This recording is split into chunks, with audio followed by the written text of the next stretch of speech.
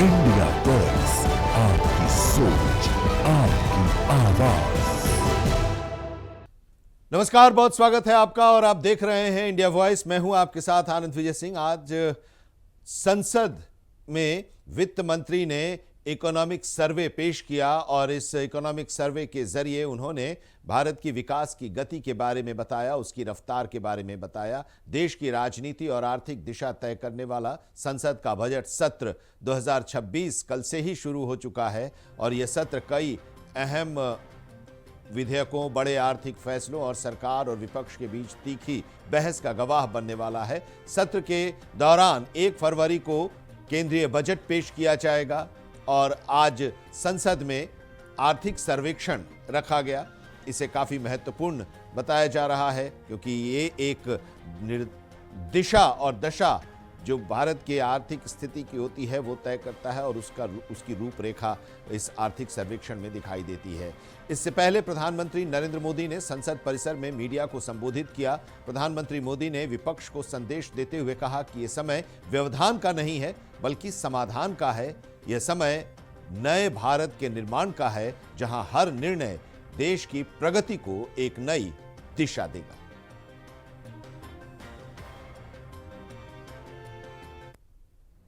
Budget की तरफ होना बहुत स्वाभाविक है, लेकिन इस सरकार की ये पहचान रही है रिफॉर्म, परफॉर्म एंड ट्रांसफॉर्म। और अब तो हम रिफॉर्म एक्सप्रेस पर चल पड़े हैं, बहुत तेजी से चल पड़े हैं। और मैं संसद के भी सभी साथियों का आभार व्यक्त करता हूं कि इस रिफॉर्म एक्सप्रेस को गति देने में वे भी अपनी सकारात्मक शक्ति को लगा रहे हैं। आज सुप्रीम कोर्ट में सुनवाई हुई यूजीसी के नए नियम को लेकर और सुप्रीम कोर्ट ने उस पर स्टे लगा दिया है। 2012 का जो कानून है अभी वही लागू रहेगा। 2026 का 13 जनवरी को जो यूजीसी ने नया नियम लागू किया है उसको अभी फिलहाल उस पर रोक लगा दी गई है और अब अगली सुनवाई 19 मार्च को होगी। लेकिन इसको लेकर देश भर के अलग अलग हिस्सों में, विश्वविद्यालयों में, कॉलेजेस में, शिक्षण संस्थानों में लगातार विरोध प्रदर्शन हो रहा था और ये विरोध प्रदर्शन आज भी जारी रहा।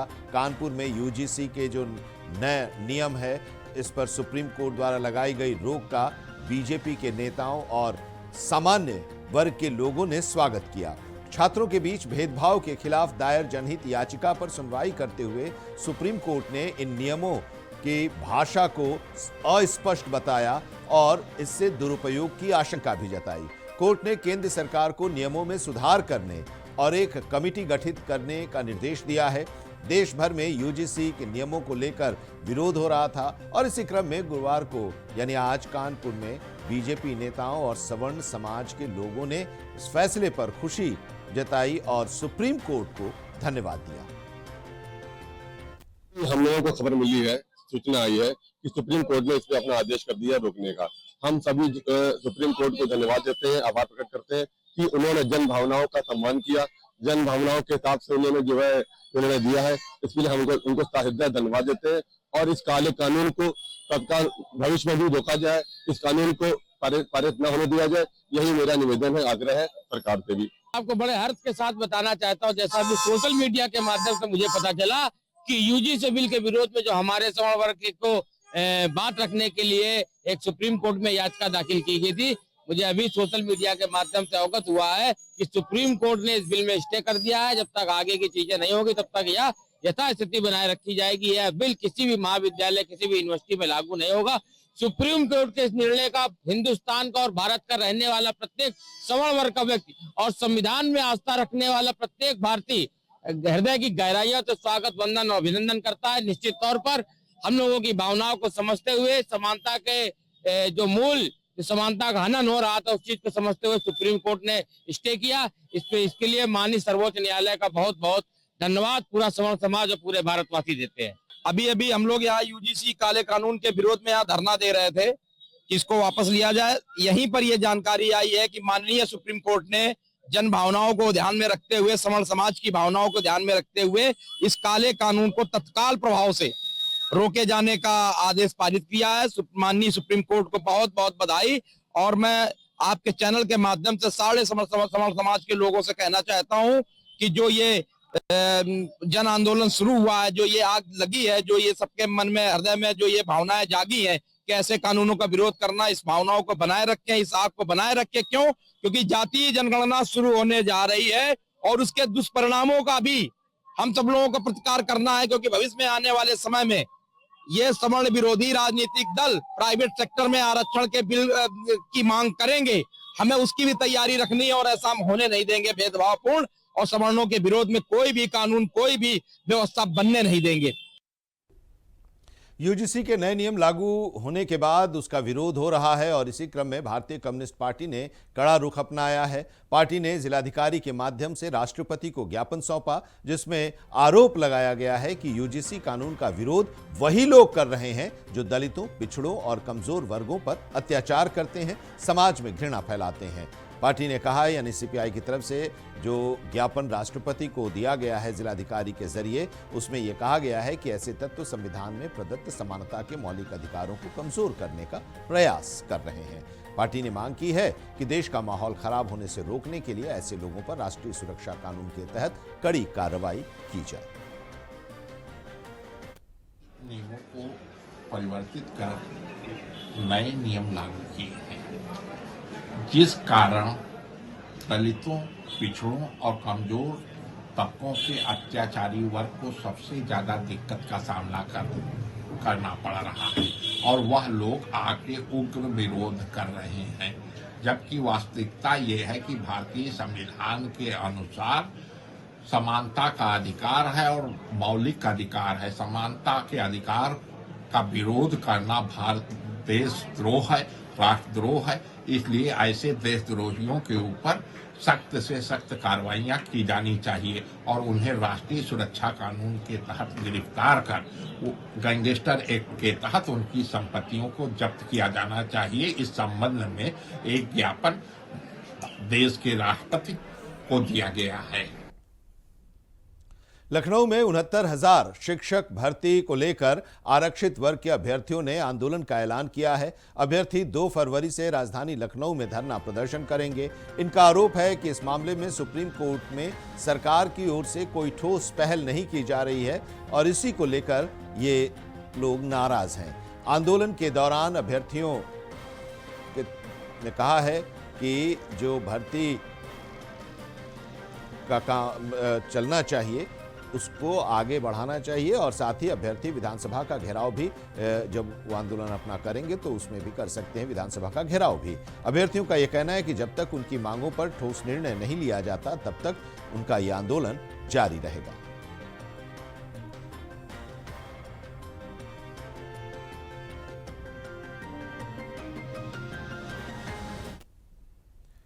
देश में यूजीसी कानून को लेकर विरोध लगातार गहराता जा रहा है और इसी क्रम में लखनऊ में देर रात उस समय हड़कंप मच गया जब आर्यन मिश्रा ने यूजीसी के कथित काले कानून के विरोध में बीजेपी के सवर्ण समाज के नेताओं के सरकारी आवास के बाहर पोस्टर लगाए। रात करीब 2 बजे डिप्टी सीएम ब्रजेश पाठक, पूर्व डिप्टी सीएम और बीजेपी के वरिष्ठ नेता सांसद दिनेश शर्मा और मंत्री दिनेश प्रताप सिंह के आवास पर बाहर लगाए गए पोस्टरों में सरकार में रहते हुए कानून का विरोध न करने पर नाराजगी जताई गई है। इन पोस्टरों के जरिए इस घटना के बाद सवर्ण समाज के बीच असंतोष की चर्चा तेज हो गई है। पुलिस और प्रशासन इस पूरे मामले की जानकारी जुटा रहा है।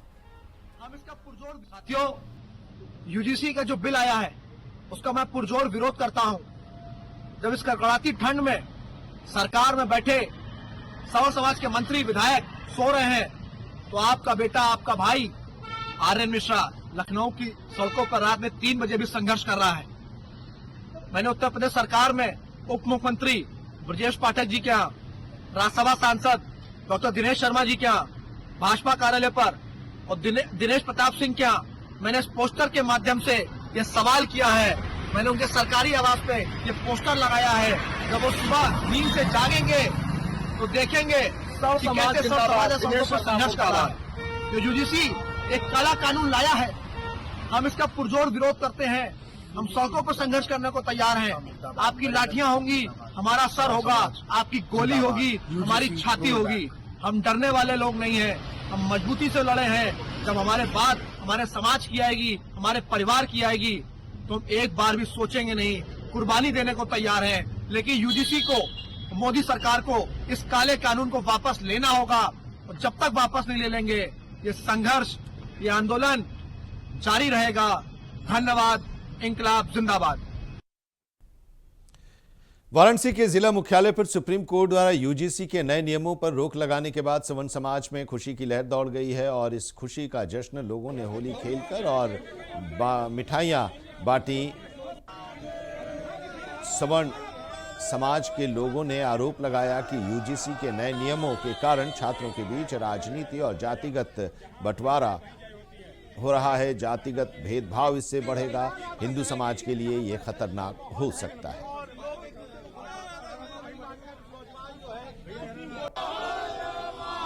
महोदय, जैसा आप जान रहे हो कि SC/ST अत्याचार अधिनियम जो कि पूर्व में लागू किया जा चुका है पूर्व सरकारों द्वारा, जिसके एवज में वर्तमान सरकार द्वारा भी यूजीसी जैसा एक संगीन एक्ट लाया गया है जो कि सवर्णों का बिल्कुल पूर्णतः मतलब जो कि सवर्णों के लिए दमनकारी है।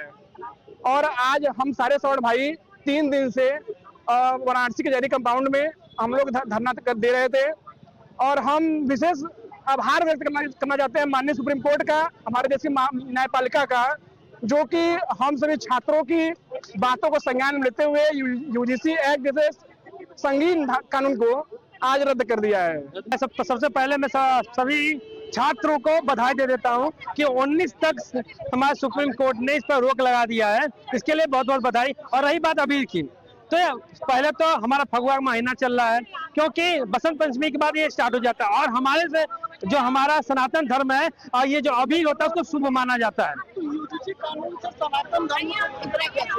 सनातन धर्म को, क्योंकि सनातन धर्म एक रास्ता की बात करती है, सबको एक साथ लेके चलने की बात करती है। अब हमारे समाज के किसी भी व्यवस्था को देखेंगे तो वो सब आज पूरे व्यवस्था में हर एक व्यक्ति का हर एक कार्य है और उसी हिसाब से समाज का डेवलपमेंट होता है। मगर जब ये नया जिसे नियम आया उससे हमारे छात्र जो जिनकी आइडेंटिटी छात्र की थी, किसी विभाग के स्टूडेंट की थी, उसको इन्होंने बांटने का कार्य किया है, जिससे होगा क्या कि समाज में हम लोग जाति के रूप में बट जाएंगे, जो एक समाज के लिए दीमक का कार्य करेगा। और यहां पर एक ब्रेक के लिए रुकते हैं। ब्रेक के बाद खबरों का सफर जारी रहेगा। ब्रेक के बाद आपका एक बार फिर से स्वागत है। लखनऊ विकास प्राधिकरण यानी LDA पुरानी लखनऊ की घनी आबादी वाले क्षेत्र ऐशबाग में स्क्वायर अपार्टमेंट का अब निर्माण करेगा। इस महत्वाकांक्षी परियोजना के तहत 1900 वर्ग फीट के कुल 384 लग्जरी फ्लैट्स बनाए जाएंगे। फ्लैट्स के लिए पंजीकरण 29 जनवरी से 28 फरवरी तक किए जा सकेंगे, जिसमें कुल कीमत के 5% धनराशि पंजीकरण शुल्क के रूप में जमा करनी होगी। फ्लैटों का आवंटन लॉटरी के माध्यम से किया जाएगा। स्क्वायर अपार्टमेंट 27 मंजिला टावरों में निर्मित होगा और इसे 3 साल में पूरा किया जाएगा। इस परियोजना में swimming pool, park, club house और किड्स प्ले एरिया जैसे आधुनिक सुविधाएं उपलब्ध रहेंगी।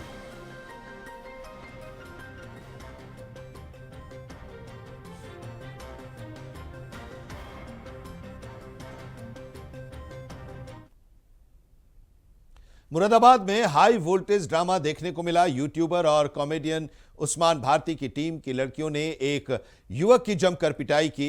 मारपीट के बाद युवतियां युवक को ठेले पर बिठाकर पीटते हुए थाने तक ले गईं। बताया जा रहा है कि होटल में खाना खाने के दौरान कमेंटबाजी को लेकर बहस शुरू हुई और मारपीट में बदल गई। लड़कियों ने छेड़खानी का आरोप लगाया है। हालांकि पुलिस ने इसे आपसी विवाद बताया है। पुलिस इस पूरे मामले की जांच कर रही है।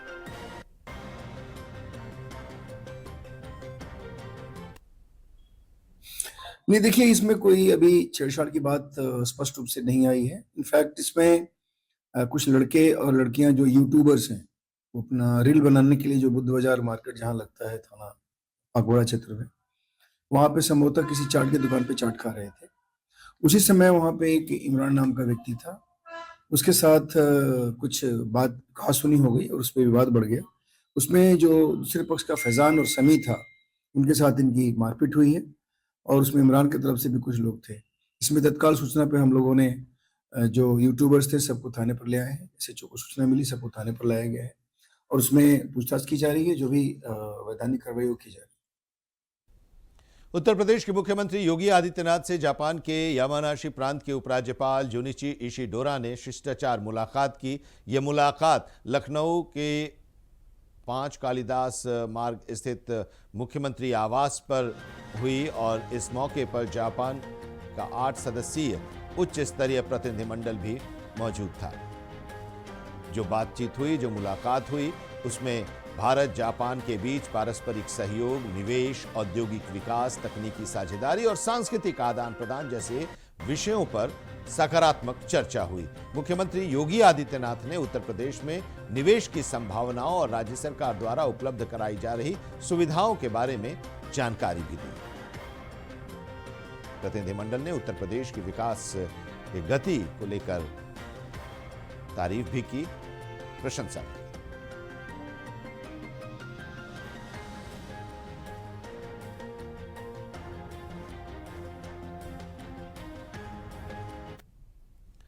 इंदिरा कला संगीत विश्वविद्यालय खैरागढ़ का 17वां दीक्षांत समारोह गरिमामय वातावरण में संपन्न हुआ। राज्यपाल और कुलाधिपति रमन डेका मुख्य अतिथि के तौर पर मौजूद थे। समारोह में राज्यपाल ने 5 शोधार्थियों को डीलिट, 64 को शोध उपाधि और 236 विद्यार्थियों को पदक प्रदान किए, जिनमें 232 स्वर्ण पदक, 4 रजत पदक शामिल हैं। अपने संबोधन में उन्होंने कहा कि कला, संगीत और संस्कृति समाज को दिशा देने का कार्य करती हैं और इंदिरा कला संगीत विश्वविद्यालय देश की सांस्कृतिक विरासत को आगे बढ़ाने में महत्वपूर्ण भूमिका निभा रहा है। उन्होंने विद्यार्थियों से अपनी कला और ज्ञान का उपयोग राष्ट्र निर्माण और समाज कल्याण में करने का आह्वान किया।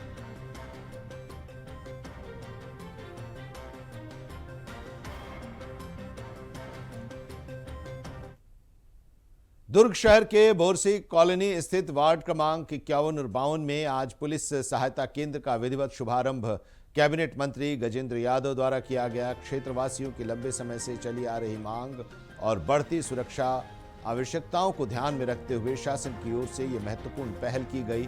शुभारंभ कार्यक्रम में बड़ी संख्या में स्थानीय नागरिक मौजूद थे। मंत्री गजेंद्र यादव का वहां के लोगों ने स्वागत किया।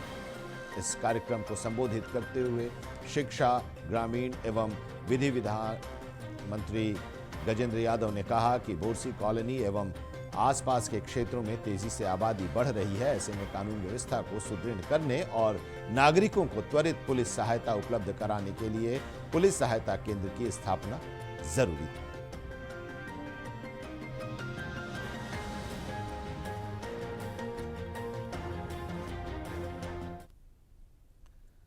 सरायपाली में सड़क हादसों को रोकने और यातायात नियमों के प्रति लोगों को जागरूक करने के उद्देश्य से 1 जनवरी से 31 जनवरी 2026 तक देश भर में और खास करके छत्तीसगढ़ में सड़क सुरक्षा माह 2026 मनाया जा रहा है। और इसी क्रम में आरटीओ चेकपोस्ट खमारपाली जिला महासमुंद में जन जागरूकता कार्यक्रम, हेलमेट वितरण एवं बाइक रैली का भी आयोजन किया गया। इस कार्यक्रम में चेकपोस्ट प्रभारी विष्णु ठाकुर ने सड़क दुर्घटनाओं के कारण उनसे होने वाले नुकसान और बचाव के उपायों के बारे में विस्तार से जानकारी दी और तेज गति से वाहन न चलाने, नशे की हालत में वाहन न चलाने, हेलमेट पहनने और यातायात संकेतों का पालन करने की अपील भी की।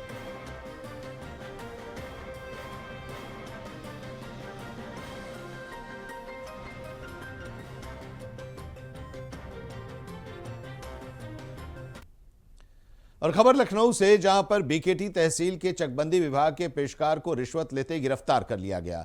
पेशकार राजीव प्रभाकर को एंटी करप्शन विभाग ने चकबंदी कोर्ट से 5,000 रुपए रिश्वत लेते पकड़ा। पीड़ित से खेत संबंधित सुधार के नाम पर रिश्वत मांगी गई थी, जिसके बाद एंटी करप्शन की टीम ने जाल बिछाया था और आरोपी को थाने लेकर पहुंची पुलिस। आगे की कार्रवाई की जा रही है, उसे पूछताछ की जा रही है।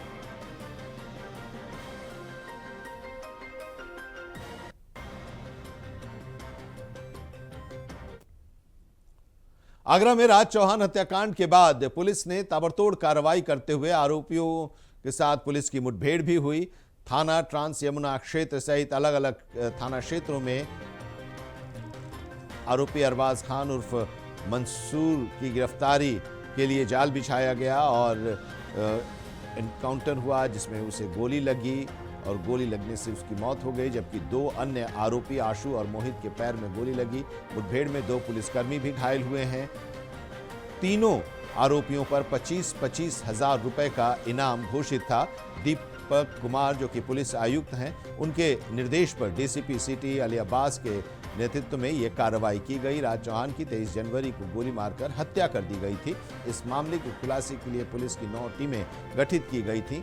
जो आरोपी मुठभेड़ में घायल हुए हैं उन्हें गिरफ्तार कर अस्पताल में भर्ती कराया गया है।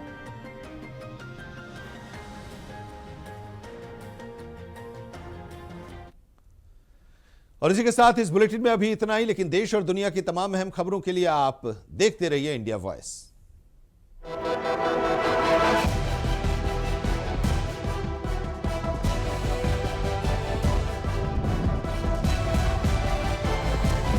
इंडिया वॉइस, आपकी सोच, आपकी आवाज।